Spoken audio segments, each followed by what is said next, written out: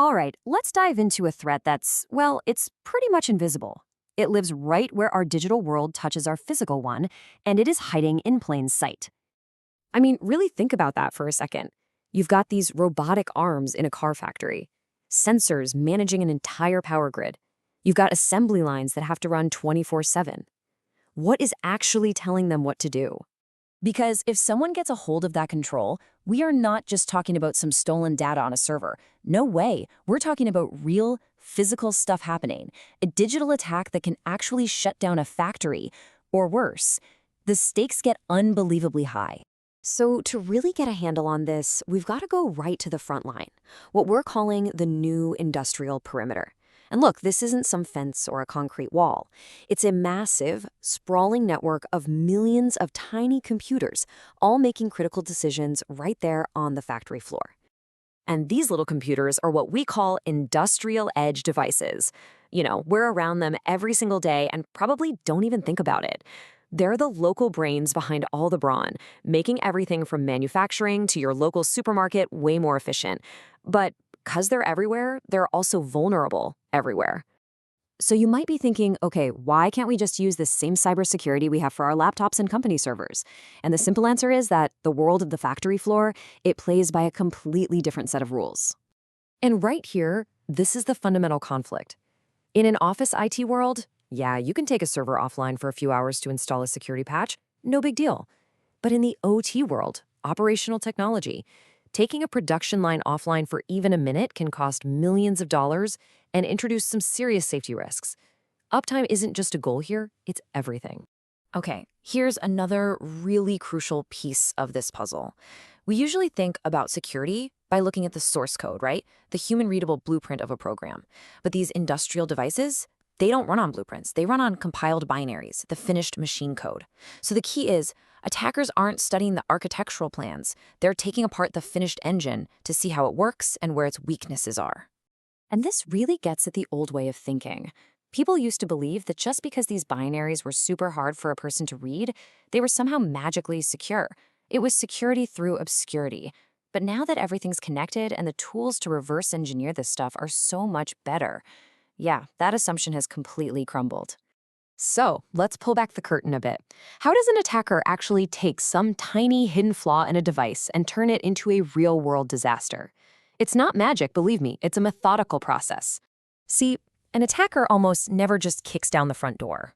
What they do is chain together a bunch of small, overlooked weaknesses. They find one little flaw in the device's firmware, then they use that to get a foot in the door through an open network port. From there, they get more control, and then they can issue the command that brings the whole operation to a screeching halt. And what are they looking for? It's usually stuff just like this. Things like hard-coded credentials, a default password a developer forgot to take out, or maybe outdated third-party libraries. These are basically borrowed chunks of code from other projects that have well-known, publicly documented flaws. These are just ticking time bombs buried deep inside a device's firmware. Okay, I know that all sounds pretty scary.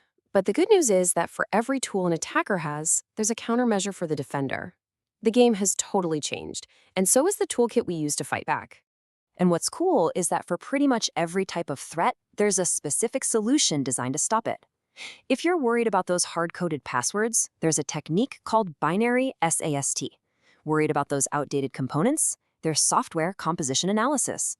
You see, modern defense isn't one giant wall, it's a whole set of targeted, specialized tools. So what in the world is binary SAST?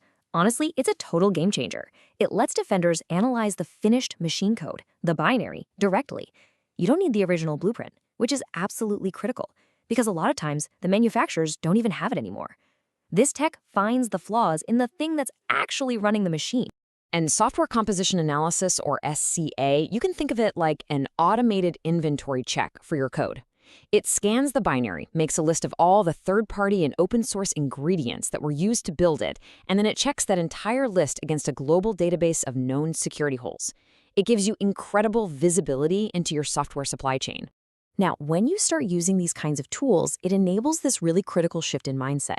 You stop waiting around for an alarm to go off. Instead, modern defenders are now actively going on the hunt, looking for weaknesses before an attacker ever gets the chance.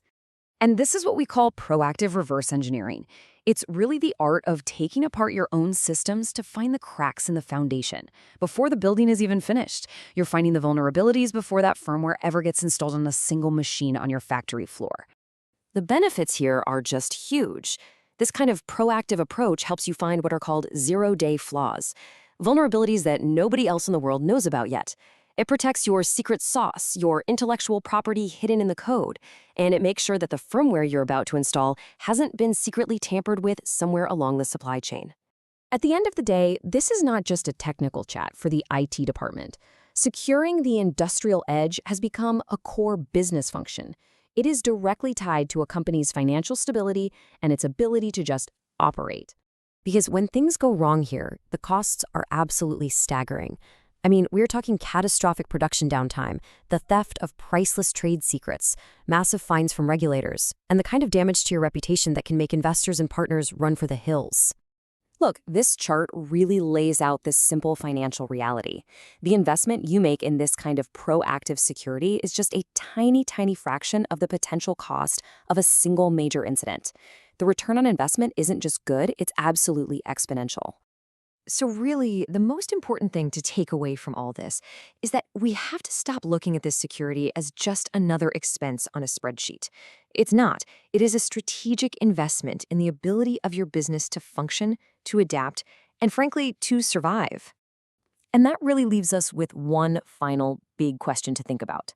In this new industrial world, are the systems that build everything around us running on a foundation of true, verifiable resilience? Or are they just running on luck? Thanks for joining me.